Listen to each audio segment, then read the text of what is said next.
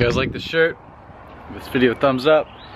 This is an omnivore. This is not an omnivore. This is a frugivore. This is a fish. This is a bear. Bears eat fish. Bears eat berries. Bears are omnivorous, which means bears can eat both. And they do eat both. They love eating both. Carnivores are more like the things like the tigers, the lions, who got these big canines, fangs, and they can just rip into animals. Humans, doesn't look like it. Doesn't look like it. We're neither herbivorous, nor omnivorous, nor carnivorous.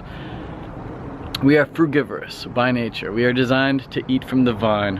And when we do, we live in line with nature's design. And by doing that, we feel absolutely divine. Everything about us is designed for fruit. But that is definitely not what this video is about. This video, I want to talk to you guys today about mental health.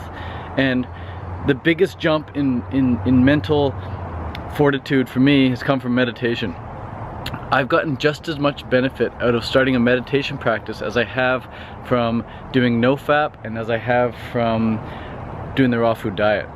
I think if you combine those three elements, you've got a recipe for a seriously great life. You've got the raw, living, fresh fruits and vegetables, you've got the meditation, and you've got the self-control with the nofap. And the meditation and nofap really complement each other. They really do, because honestly, if you can't control your mind, you won't be able to control your life. And if you at least can't calm down your mind, you won't be able to calm down your life. And if you don't have a method for self-control, you really don't have a method for stress relief. A positive form of stress relief. A proactive form of stress relief. Rather than just dealing with stress by just shoveling a little dirt under the carpet, you actually vacuum it up, you deal with it, you clean it up, you reorganize it, you put it back, you put the dirt back in the garden where it belongs, rather than just shoveling it under the carpet. I remember as a kid, I grew up in a pretty nice neighborhood and went over to my friend's house, and I walked in, there was a little bit of dirt on my shoe. I walked in, I was like, oh crap, and his dad was like, oh, don't worry, I'll go grab the vacuum. And so his dad goes to grab the vacuum, and while the dad's gone, I just lift the carpet up and just, you know, kick the dirt under the carpet. And the dad came back and he's like, where's the dirt? And I was just like, I cleaned it up. And he's like, where'd you put it? I was just like, oh, I put it under the carpet. And he tweaked, he got so mad. He flipped out. So that guy obviously doesn't do meditation, that guy just snaps. But the point is, the way he deals with stress is that guy just blow up, and the way I dealt with the dirt was equally inappropriate. You know, don't just shove shit under the carpet, man. Deal with it, face it. And when you're meditating, it's like our mind can be like a dirty pond at times, or maybe not a dirty pond, but a pretty murky pond, where we have a lot of soil at the bottom. Our subconscious mind, we got a lot of soil in there, and the soil is where the magic happens. Right? When you plant a seed under the soil, it's the soil that really like makes that seed grow. You know, when you put a seed in the soil, it's the soil that helps that seed really grow and flourish and gives it everything it needs for the seed to grow. And then we have soil in the bottom of our minds in the form of like mud at the bottom of a pond, you know? Just like the mud at the bottom of a pond. And oftentimes our minds can become very cloudy, like a pond that has like a lot of fish swimming in it really rapidly, or if we like walking in the pond a lot and we're stirring up the mud, it gets really murky. And throughout the day, when we're thinking so many different thoughts, our mind can get very, very murky, and it's very like hard to really get crystal clear on some things, because we just got so much stuff going on, so much stuff floating around in our minds. And meditation is not about controlling your thoughts. It's about not letting your thoughts control you. And you do that by just observing them. So when you sit and meditate with a really murky mind, all that dirt that's floating, all that mud that's floating around is causing the water to be all brown. It eventually just settles. It just settles and settles and settles, it just goes clear. Just like it would if you stopped stepping in the muddy pond. You know, the water would just get really clear, and you could see through. It'd be crystal clear. And just like your mind, you're able to see through. Your conscious mind, you're able to see through down to the subconscious. You're able to see what's down there. And just by observing what's down there, you begin to accept what's there.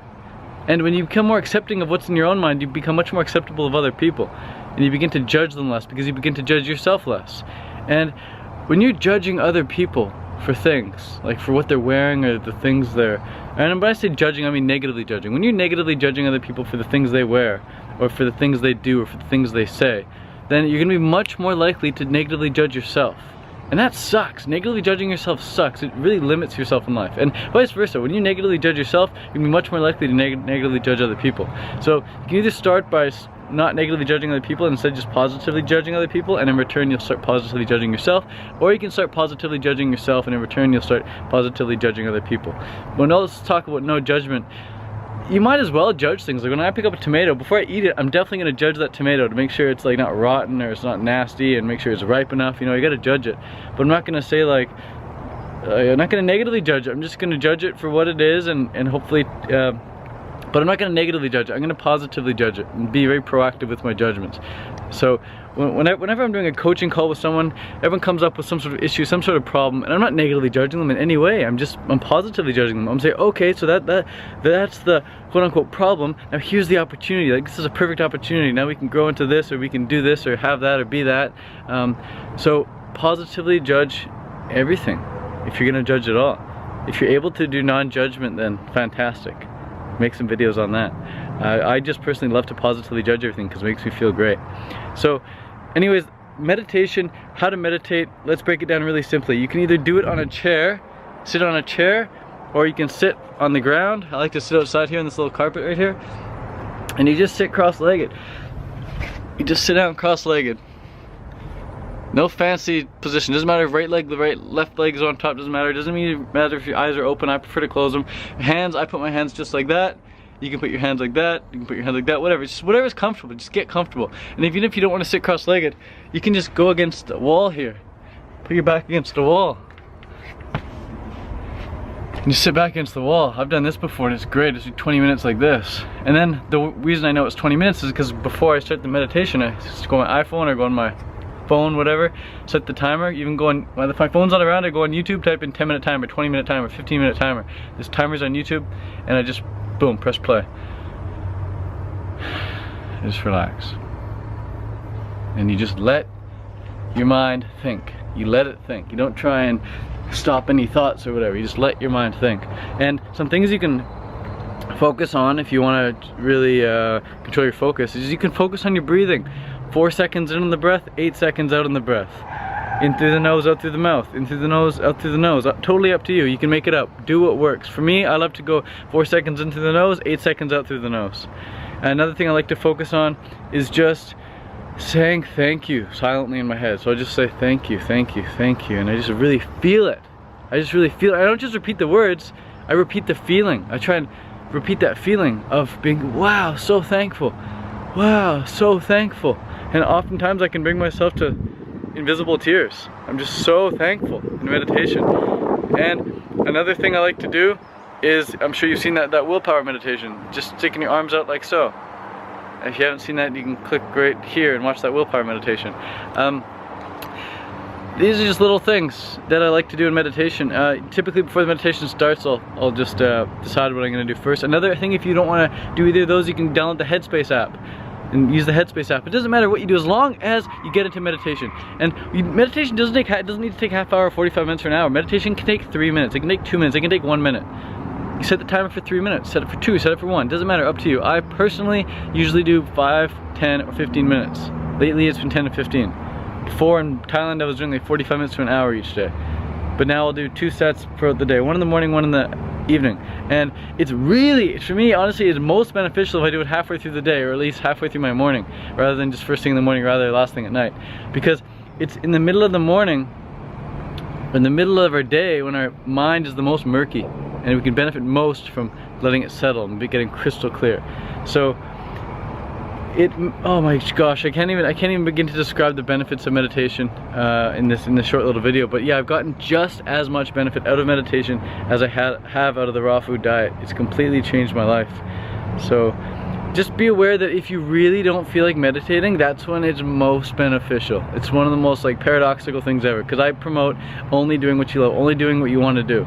Do what you want to do, do what you want to do, do what you want to do, and don't do anything else. And yet I'm saying here, if you don't feel like meditating, meditate. Because when you do, every single time you feel so much better. And I think the reason people don't want to meditate is because they're not in the same vibe as what meditation gives you. Meditation gives you like a super high vibe. So if you're in like a mediocre vibe, you're not in alignment with that super high vibe, so you're like, nah, I don't really want to do that, I just want to stay in my mediocre vibe. Or if you're really feeling like pissed off or angry or frustrated, you're like, I don't have time for meditation, I just gotta do this, blah, blah, blah, blah. So you're like a really lower vibe, and meditation's like, so you're just not in alignment with that. So snap out of it, just sit down, at least get into meditation position, like 30 seconds, and just watch what happens. You pretty much instantly go, and you reach that meditation vibe, and you're just on another level. So consider this, guys, consider this, and give it a go. Give it a good shot. Be sure to be consistent with it as much as you can. Make it part of your morning routine. It's much easier to get in the habit first thing in the morning because our willpower is the highest. But after a while, it doesn't require willpower because you begin to associate so much pleasure with meditation. And before I started meditating, I thought meditation was weird. I thought it was some spiritual woo-woo BS.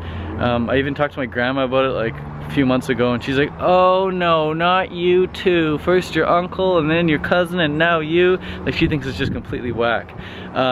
And she's like probably one of the most stressed out people I know in the world. So if you're stressing out and you don't know how to deal with stress, definitely look at your food. Food equals mood. Look at your food. The other thing you want to look at is nofap. You know, look at nofap. Don't use fapping or blowing your load as a way of relieving stress. That's just like shoveling dirt under the carpet. And the last thing you want to focus on is your focus. Focus equals feeling.